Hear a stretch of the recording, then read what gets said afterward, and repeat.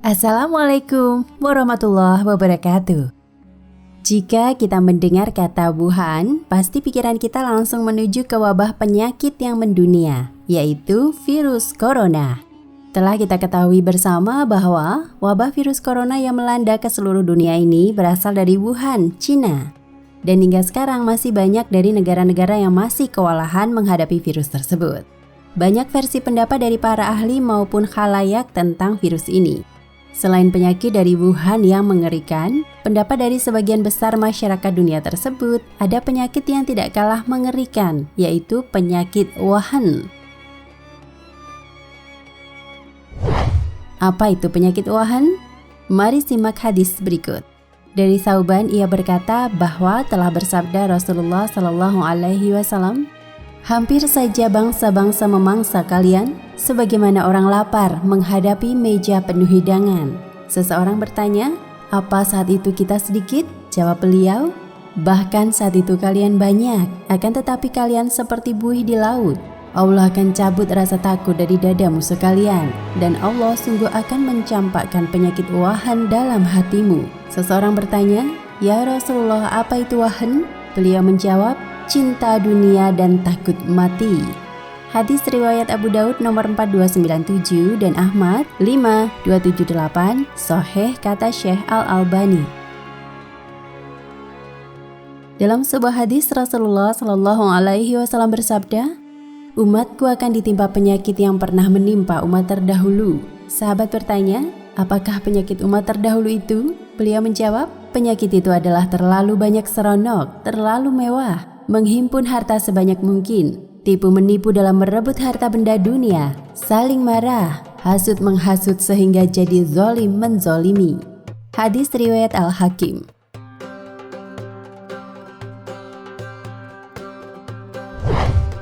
Wuhan sendiri dalam bahasa Arab artinya lemah. Tapi jika kita merujuk dari hadis di atas, kita bisa mengartikan bahwa penyakit Wuhan adalah terlalu cinta dunia dan terlalu takut mati. Jadi bisa kita artikan bahwa penyakit Wuhan adalah terlalu cinta dunia dan terlalu takut mati hingga membuat seseorang menjadi lemah. Lemah iman, lemah untuk berjihad di jalan Allah dalam berdakwah, dan lemah untuk amal ma'ruf serta nahi mungkar. Cinta dunia bukan berarti seorang hamba tidak boleh kaya. Bahkan dalam sebuah hadis yang diriwayatkan oleh Imam Bukhari, kita boleh iri kepada orang kaya yang suka berinfak. Itu menandakan bahwa sebagai muslim, kita boleh cinta dunia, akan tetapi mempunyai tujuan untuk lebih bermanfaat bagi orang lain, dan dengan cinta dunia itu tidak melalaikan kita dari penghambaan kepada Allah. Dan carilah pada apa yang telah dianugerahkan Allah kepadamu, kebahagiaan negeri akhirat. Dan janganlah kamu melupakan bahagianmu dari kenikmatan duniawi, dan berbuat baiklah kepada orang lain sebagaimana Allah telah berbuat baik kepadamu. Dan janganlah kamu berbuat kerusakan di muka bumi, sesungguhnya Allah tidak menyukai orang-orang yang berbuat kerusakan. Quran Surat Al-Qasas ayat 77.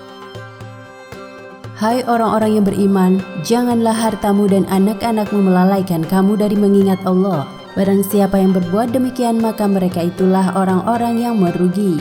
Quran Surat Al-Munafiqun ayat 9.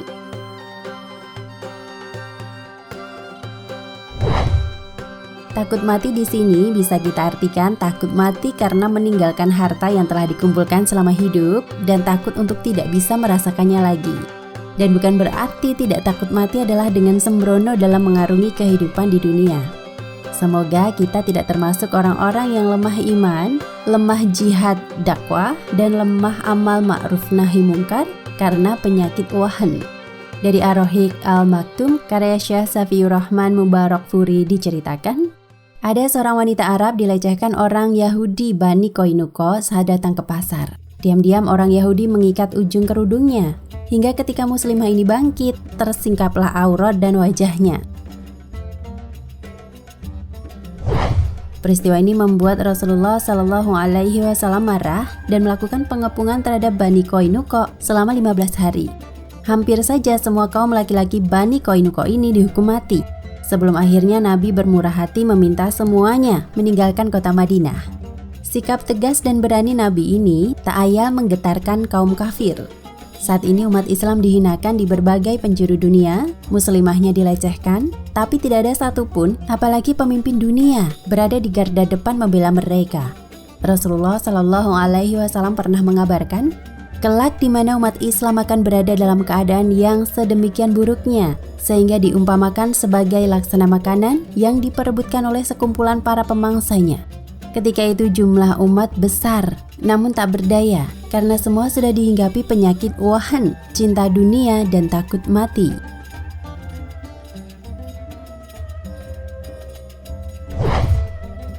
Apa ciri-ciri penyakit wahan? 1. Mudah takjub kepada harta, benda, kepada orang kafir, dan hal-hal selain urusan kepada Allah. Janganlah sekali-kali kamu terperdaya oleh kebebasan orang-orang kafir bergerak di dalam negeri. Itu hanyalah kesenangan sementara. Kemudian tempat tinggal mereka ialah jahanam, dan jahanam itu adalah tempat seburuk-buruknya. Quran Surat Al-Imran ayat 196 hingga 197. 2. Silau melihat dunia dan isinya. Nabi Shallallahu Alaihi Wasallam bersabda, sesungguhnya setiap umat memiliki ujian, dan ujian umatku adalah harta. Hadis riwayat Tirmizi. Dalam surat Al-Imran, Allah sempat menyinggung akan dijadikan indah dalam pandangan manusia kecintaan kepada wanita, anak, harta, emas, dan kendaraan. 3. Hilangnya rasa gentar musuh. Rasulullah Shallallahu Alaihi Wasallam bersabda, hampir tiba masanya kalian diperebutkan seperti sekumpulan pemangsa yang memperebutkan makanannya. Maka seseorang bertanya, apakah karena sedikit jumlah kita? Bahkan kalian banyak, namun kalian seperti buih mengapung. Dan Allah telah mencabut rasa gentar dari dada musuh kalian terhadap kalian. Dan Allah telah menanamkan dalam hati kalian penyakit al-wahan. Seseorang bertanya, ya Rasulullah, apakah al-wahan itu? Nabi Shallallahu Alaihi Wasallam bersabda, cinta dunia dan takut akan kematian. Hadis riwayat Abu Daud. 4. Mudahnya menjual agama. Bersegeralah beramal soleh sebelum datang fitnah-fitnah yang banyak. Seseorang di waktu pagi masih beriman, namun di sore hari ia kafir. Atau seseorang di sore hari ia beriman, dan di pagi hari ia kafir. Dia menjual agamanya dengan secuil kesenangan dunia. Hadis riwayat Muslim. 5. Pengecut dan tidak mau beramar ma'ruf dan nahi mungkar. Tidaklah seseorang melakukan perbuatan-perbuatan maksiat dan ia berada dalam suatu kaum, namun kaum itu tidak mencegahnya walaupun mereka mampu, melainkan Allah Subhanahu wa Ta'ala akan menimpakan bencana yang pedih ke atas kaum itu sebelum mereka mati. Hadis riwayat Abu Daud dan Ibnu Majah. 6. Hilangnya pemimpin kuat, lahirnya pemimpin jahat. Hendaklah kamu mengajak kepada kebaikan dan mencegah kemungkaran. Jika tidak, maka Allah Subhanahu wa Ta'ala akan menguasakan atasmu orang-orang paling jahat di antara kamu. Kemudian orang-orang yang baik di antara kamu berdoa dan tidak dikabulkan doa mereka. Hadis riwayat Abu Dzar.